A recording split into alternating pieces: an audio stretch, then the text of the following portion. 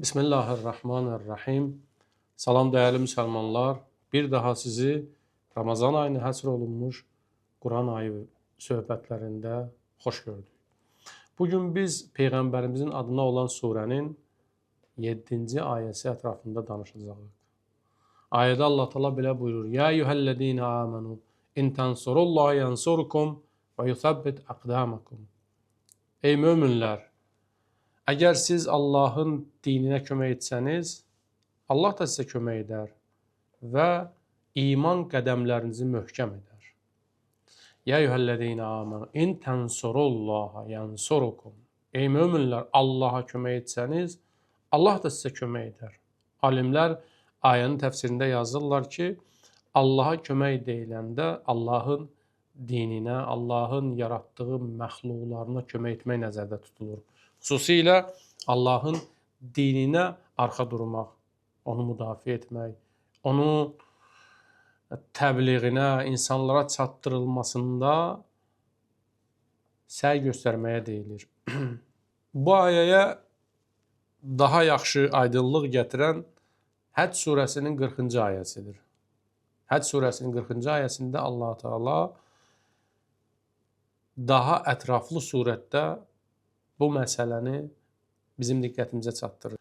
وَلَوْلَا دَفْءُ اللّٰهِ النَّاسَ بَعْضَهُمْ بِبَعْضٍ لَهُدِّمَتْ صَوَامِعُ وَبِيَعٌ وَصَلَوَاتٌ وَمَسَاجِدُ يُذْكَرُ فِيهَا اسْمُ اللّٰهِ كَثِيرًا وَلَيَنْصُرَنَّ اللّٰهُ مَنْ يَنْصُرُهُ اِنَّ اللّٰهَ لَقَوِيٌّ عَزِيزٌ. Allah Teala buyurur, əgər biz bəzilərinin vasitəsilə bəzilərinin qarşısında durmasaydıq, bütün dəyərlər aradan gedəcəkdi. Bütün məscidlər, kilsələr, sinagoglar Allahın, dinin düşmənləri tərəfindən məhv ediləcəkdi. Ayədə açıq-aşkar Allah Teala buyurur ki, Allah müəyyən insanların əli ilə, vasitəsilə bu dəyərləri qoruyur. Sonra buyurur, وَلَيَنْصُرَنَّ اللّٰهُ مَنْ يَنْصُرُهُ. Hər kəs Allaha kömək etsə, Allah da ona kömək edər. Ayədən açıq-aşkar başa düşülür ki, Allaha kömək deyiləndə Allahın dininə, dəyərlərinə kömək nəzərdə tutulur. Ayənin davamında Allah Teala buyurur və yusabbit aqdamakum. Xüsusilə deyir, sizin iman qədəmlərinizi möhkəm edərək. Bu çox mühüm bir məsələdir. İslam tarixində elə şəxsiyyətlər olub ki, onlar sonradan azıblar. İslamdan öncə də buna nümunələr çoxdur. Əbu Amir adlı bir şəxs var idi. Peyğəmbərliyə seçilməmişdən öncə Peyğəmbərin gəlişi müjdəsini verirdi. Peyğəmbərin barəsində insanlara məlumat verirdi. İnsanları Peyğəmbərin gəlişindən xəbərdar edirdi. Bunu təbliğ edirdi. Və yəstəftihun aləl-ləzīnə kəfəru.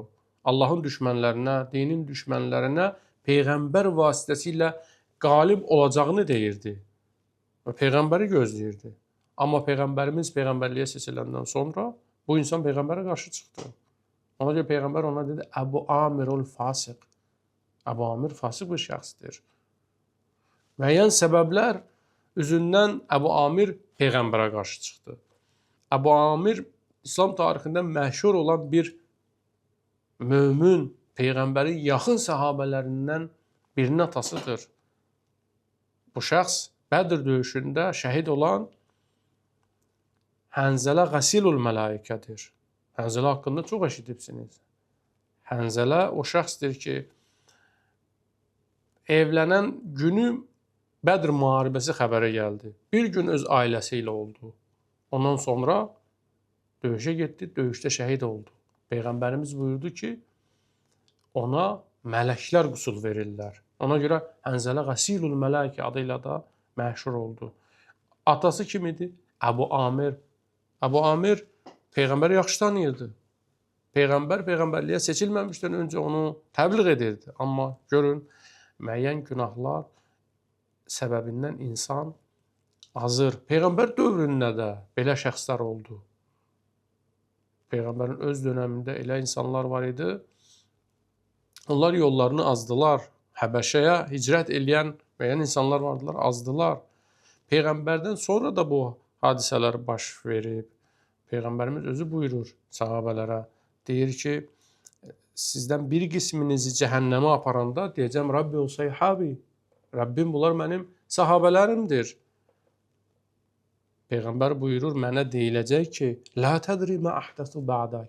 Sən bilmirsən bunlar səndən sonra hansı bidətləri gətiriblər. Bunlar səndən sonra dini dəyişiblər. Bu hədis müsəlmanların ən mötəbər mənbələrində keçir. Ona görə də dualarımızda keçir. Bu duanı çox oxuyun. Ya Rahmanu, Ya Rahimu. Ya Allah, Ya Rahmanu, Ya Rahim. Ya muqallibəl qulub. Səbbit qulubənə alə dinik. Ey Allahım, ey Rəhman Rəbbim, ey Rəhim Yaradanım, bizim qəlbimizi dinində, dəyərlərində sabit etkinə. Öz yolumuzda biz sabit qədəm olaq. Tarix boyu elə insanlar olublar ki, onlar çox hörmətli, izzətli və bəziləri Allah qatında dəyərli olublar. Sonradan azıblar. Bələm Baura kimi bir şəxs Bəni İsraildə çox mömin və təqvalı kimi tanınan bu alim sonradan azır. Allah Quranda deyir, Vətlu aleyhim nəbəəllədi ətəynəhu ayatina. Kəramət verdiyimiz şəxsin barəsində müsəlmanlara oxu. Çünki müsəlmanların bəzilərində, bəzi sahabələrdə bu düşüncə var idi ki, onlar Peyğəmbəri görüblər, Peyğəmbərlə birgə olublar, döyüşlərdə, çətin günlərdə onlar aza bilməzlər. Allah Bələm Bauranı onlara misal çəkir. Deyir, o elə bir şəxs idi ki, Allah ona kəramət vermişdi. Müəyyən təfsirlərdə bu ayənin şərhində yazırlar ki, Lə yəs'alullaha şeyən illə atahullah iyyah. Allah'tan nə istəyirdi, Allah onu ona verirdi. Amma sonradan müəyyən səbəblər üzündən azdı. Tarix boyu bu cür şəxslər olublar.